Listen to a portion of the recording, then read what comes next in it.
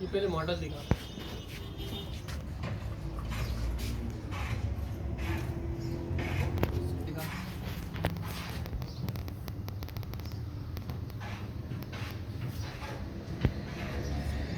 अब इधर का इसी है हायर का डीसी इन्वर्टर, थोड़ा नीचे हायर का डीसी इन्वर्टर 1 टन में है और 32 नंबर गैस में है।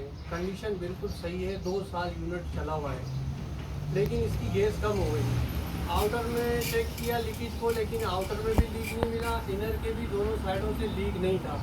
तो हम ये वीडियो इसलिए बना रहे हैं, जो कस्टमर है या जो एसी टेक्नीशियन है, बाज़ औक़ात उनको भी लीक नहीं मिलता चेक करने पर, ना आउटर मिलता है ना इनर मिलता है, क्योंकि ज़्यादातर जो लीकेज होती है वो इंडोर की कूलिंग कॉइल के दोनों साइडों से, या इस साइड से होती है या फिर इस साइड से होती है, लेकिन इन दोनों साइडों से भी ये लीक नहीं है और आउटर से भी ये लीक नहीं है।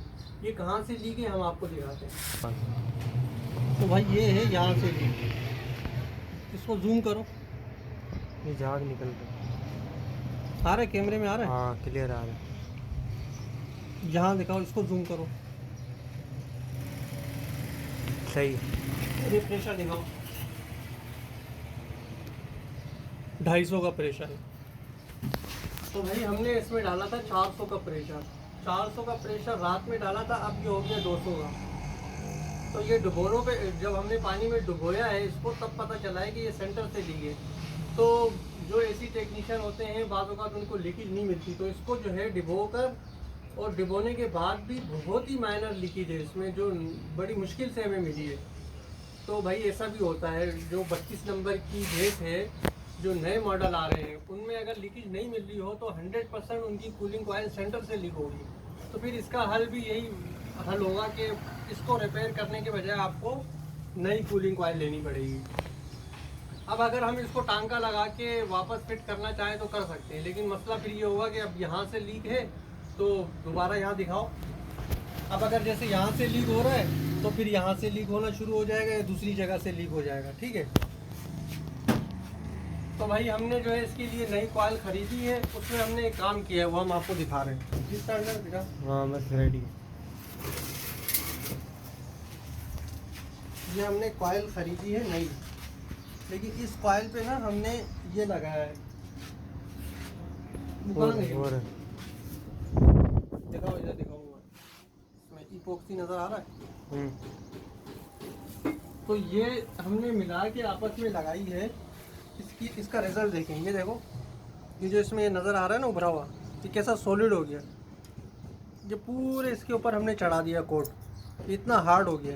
यहाँ भी लगाया और यहाँ भी लगाया, देखो ये जो यहाँ से फोकस करो, यहाँ से पता चलेगा, नज़र आ रहा है ये। जी जी, ये देखो ये जो ड्रॉप्स बने हुए हैं ना इसके, ये देखो ये एक ड्रॉप बन गया है, ये नज़र आ रहा है। ये क्रिस्टल टाइप का जो है ना एक किस्म का, इस पर कोट चढ़ गया है। तो ये कॉइल नहीं, लेकिन ये काम करने की वजह से अब इसकी जो लाइफ है वो तकरीबन 5 साल 4-5 साल आराम से ये चलेगा।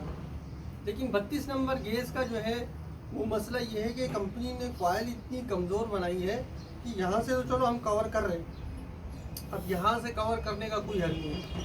तो जिन कस्टमर के घर में, जिन लोगों के पास 32 नंबर के एसी हैं, ख़ास तौर पे कराची वालों के लिए, उनके लिए ये है कि भाई आप गर्मियों में एसी चलाएं, ठीक है, लेकिन जैसे ही सर्दियाँ आए ना, ऑफ सीज़न हो, तो आप गैस उसकी लॉक करवा दें आउटर में, ताकि गैस का प्रेशर इनर में ना रहे। क्योंकि अगर इनर में गैस का प्रेशर रहेगा ना तो फिर उसकी ये हालत होगी, ये देख रहे हैं आप, ये कंडीशन होगी। तो ये वीडियो बनाने का मकसद यही था।